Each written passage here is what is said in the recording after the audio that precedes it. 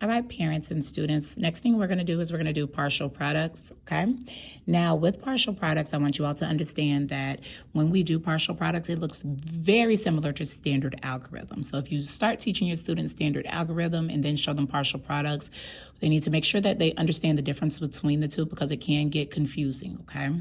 Now, a lot of students like using partial products, not as much as area model, but my job as a teacher, I tell them I teach you all of the strategies. However, your job as a student is to learn and understand them, but choose which one works best for you.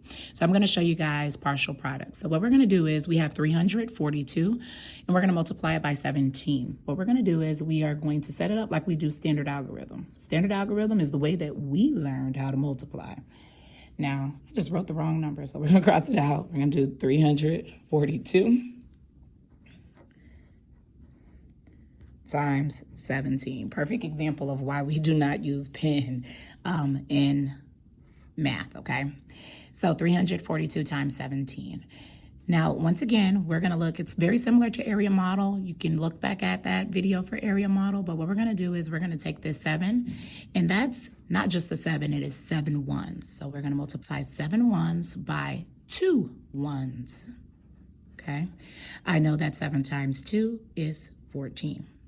Now I'm going to take that 7, I just did it by the 2, but I'm going to multiply it by 4. Now the difference here is, that's not just 4, that is 4 tens or 40. So 7 times 40 is kind of hard. 7 times 4, I do know though, is 28.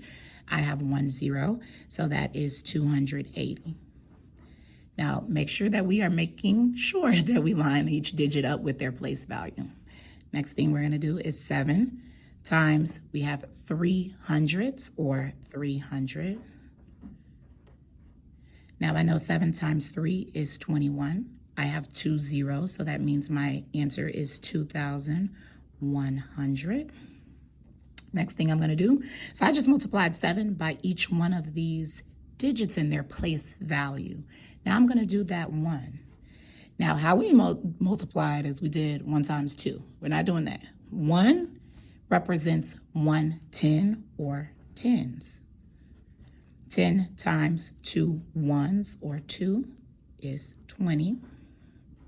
Next thing we're doing is 10 multiplied by 4 tens or 40. I know that 1 times 4 is 4. I have 2 zeros, so that is 400. And finally, we're going to do 10, because that 1 represents 110 or 10, multiplied by 3 hundredths or 300. 1 times 3 is 3. We have those 3 zeros, so that is 3,000. We're going to add those numbers up. My paper's sliding. So we have in the ones place, we have 4. In our tens place, we have 1 plus 8, which is 9, plus 2 is 11. We are going to regroup or carry that 1.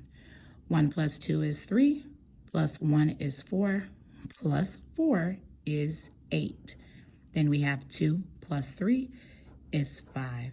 Our answer is 5,814.